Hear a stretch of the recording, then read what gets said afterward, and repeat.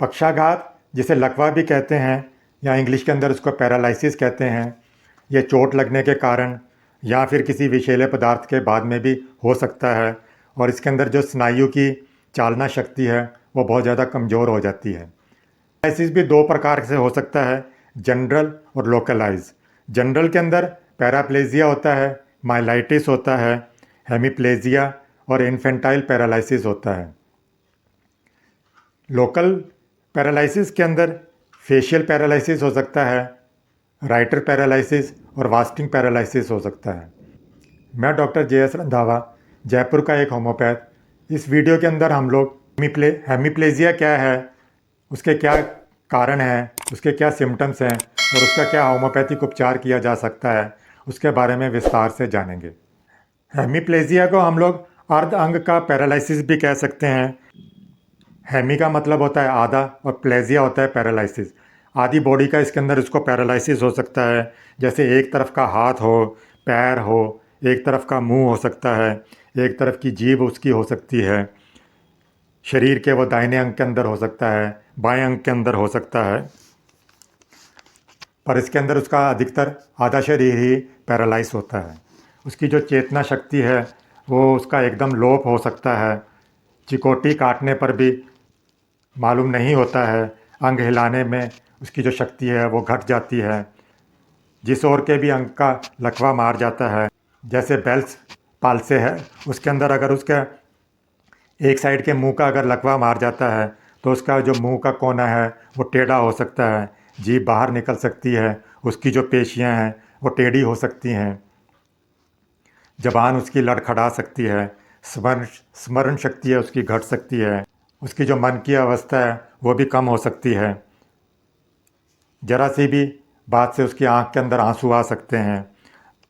क्रमशः जो उसका रोग का जो अंग हैं शीर्ण सुस्त होने शुरू हो जाएंगे।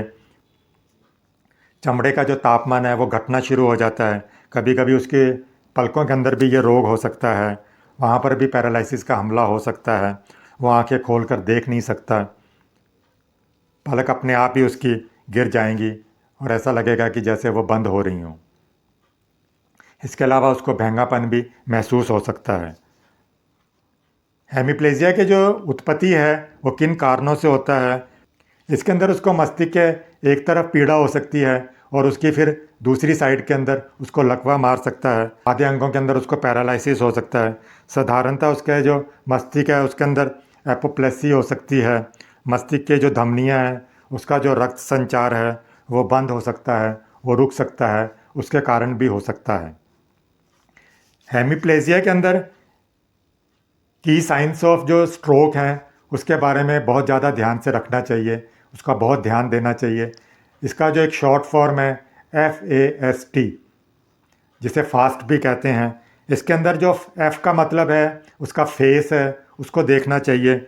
उसको कहें कि आप मुस्कुराएं, अगर वो नॉर्मली स्माइल कर लेता है तब तो इसको कोई प्रॉब्लम नहीं है, पर अगर उसको स्माइल करने में मुस्कुराने में प्रॉब्लम हो तो देखना चाहिए। ए के अंदर उसकी आर्म्स को देखना चाहिए, उसको कहना चाहिए कि अपने दोनों हाथ ऊपर उठाओ। अगर उसके हाथ ठीक होंगे तो वो दोनों हाथ ऊपर आराम से उठा लेगा, पर जिस साइड में भी उसको स्ट्रोक हुआ होगा तो उस साइड का जो उसका हाथ है वो नीचे गिर जाएगा या उसमें उतनी शक्ति नहीं रहेगी। इसके अलावा जो S है उसके अंदर उसकी स्पीच देखते हैं, उसको बोलने के लिए कहते हैं। अगर वो स्लर वॉइस के अंदर बोले या बोलने के अंदर उसकी जो भाषा है वो डगमगाए तो भी फिर इससे पता लग सकता है कि उसको स्ट्रोक हुआ है। उसके बाद में उसको हेमीप्लेजिया भी हो सकता है। और जो इसका लास्ट वर्ड है फास्ट का T, तो इसके अंदर फिर हमारे को अगर ये 3 सिम्टम्स ऊपर के FAS मिल जाएं तो फिर हमें देर नहीं करनी चाहिए, उसे जल्दी से जल्दी इमरजेंसी चिकित्सा दिलानी चाहिए ताकि पता लग सके कि इसके अंदर हेमरेज हुआ है या किस कारण से उसका ये स्ट्रोक हुआ है, उसको वो देख सकते हैं। होम्योपैथी जो दवाइयाँ हेमीप्लेजिया के अंदर इस्तेमाल की जाती हैं उसमें एलुमिना है, anacardium, argentum nitricum, arnica, belladonna, causticum, china, dulcamara, graphites, hyoscyamus, kali carb, lachesis, acid phos, plumbum, rhus tox, sepia, stannum, staphisagria और स्ट्रेमोनियम आदि लाभदायक होती हैं। हेमिप्लेजिया अगर बाईं तरफ का हो तो arnica, arsenic, belladonna, lachesis, Causticum, rhus tox आदि लाभदायक होती हैं। हेमिप्लेजिया अगर दाहिनी तरफ का हो तो आर्निका, बेलाडोना, कॉस्टिकम और रस्टॉक्स लाभदायक होती हैं। एक और उसको अगर पैरालिसिस हो और दूसरी तरफ उसको स्पाज्म हो तो बेलाडोना, लेकेसिस, स्ट्रेमोनियम लाभदायक होती हैं। भिन्न भिन्न कारणों से जब पैरालिसिस होता है तो उसके लिए भी फिर अलग अलग होम्योपैथिक दवाओं की ज़रूरत पड़ती है। अगर मानसिक गड़बड़ी इसके अंदर हो, मेंटल इमोशनल की वजह से अगर ये हो रही हो तो इसके अंदर आर्निका, इग्निशिया, नेट्रम म्यूर और स्टेनम लाभदायक होती है। इसके अलावा अगर शारीरिक परिश्रम के बाद में या बॉडीली एक्जर्शन के बाद में उसको पैरालिसिस होता हो तो उसके अंदर फिर आर्सेनिक है, आर्निका और रस्टॉक्स लाभदायक होती है। अक्षयपात के बाद में अगर उसको ये पैरालिसिस की प्रॉब्लम हो तो आर्सेनिक है, कॉस्टिकम है, कुप्रम मेट है, हायोस्काइमस, नक्स वोमिका, प्लम्बम, रस्टॉक्स आदि, सीकल कोर, साइलेशिया, स्टेनम और स्ट्रेमोनियम आदि लाभदायक होती हैं। एपिलेप्सी के बाद में अगर उसको पैरालिसिस की प्रॉब्लम हो रही है तो फिर आर्निका है, एनाकार्डियम है, ब्रेटाकार्ब है, causticum, cuprum, lachesis, nux vomica, plumbum, secale cor, stannum, stramonium, zinc आदि उसको दे सकते हैं। अगर सर्दी लगकर उसको पैरालिसिस हुआ है तो आर्निका, कॉस्टिकम, कॉल्चिकम, डल्कामारा, मर्कसोल और रस्टॉक्स लाभदायक होती हैं। पानी में अगर वो भीग जाए उसके बाद में अगर उसको पैरालिसिस हो तो कॉस्टिकम, नक्स वोमिका और रस्टॉक्स कारगर हैं।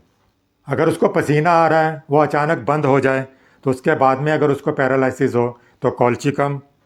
अगर उसका शुक्र क्षय हो, स्पर्म्स डिस्ट्रक्शन हो, वो बहुत ज़्यादा हस्त मैथुन करता हो, उसके बाद में अगर उसको पैरालिसिस हो जाए तो china, cocculus, ferrum phos, natrum mur, nux vomica और सल्फर आदि लाभदायक होती हैं।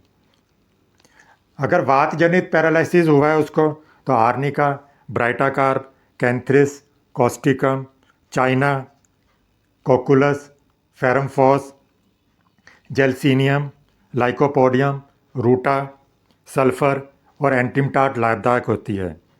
सवीराम फीवर के बाद में उसको अगर पैरालिसिस हो तो फिर arnica, arsenic, lachesis, natrum mur, nux vomica और रस्टॉक्स लाभदायक होती हैं। टाइफाइड के बाद में अगर उसको पैरालिसिस हो तो फिर कोकुलस है, कुप्रम मेट है, नक्स वोमिका, रस्टॉक्स, सल्फर लाभदायक होती है। डिप्थीरिया के बाद में अगर उसको प्रॉब्लम हो तो आर्सेनिक, जेल्सीनियम, लेकेसिस और नेट्रम म्यूर लाभदायक होती हैं। हैज़ा या कॉलरा के बाद में अगर पैरालिसिस हो तो कुप्रम है, सीकल कोर है, सल्फर, व्रेटम आदि लाभदायक होती हैं। अगर उसको कोई स्किन प्रॉब्लम हो और उसके जो इरप्शंस हैं, उद्वेग हैं, वो बैठ जाएं या कोई ऑइंटमेंट या एलोपैथी मेडिसिन के बाद में वो दब जाएं, उसके बाद में अगर उसको पैरालिसिस हो तो कॉस्टिकम, हिपरसल्फ और सल्फर आदि लाभदायक होती हैं। आर्सेनिक की पॉइजनिंग के बाद में अगर उसको प्रॉब्लम हो तो फिर कुप्रम है, ओपियम है और प्लेटिना आदि लाभदायक होती हैं। पारद या मरकरी के बाद में उसकी पॉइजनिंग के बाद में उसको अगर पैरालिसिस हो तो हिपरसल्फ है, नाइट्रिक एसिड, स्टेफिस गैरिया, एमोनियम सल्फ आदि लाभदायक होती हैं। सब तरह के पैरालिसिस के अंदर भी हम लोग कुछ होम्योपैथी मेडिसिन को इस्तेमाल कर सकते हैं। उनके सिम्टम्स मैं यहाँ पे थोड़े से विस्तार से बता रहा हूँ कि अगर एस्कुलस ग्लेब्रा मेडिसिन इस्तेमाल की जाती है तो वो इसके अंदर फिर उसके निम्न अंग के अंदर उसको पैरालिसिस होता है।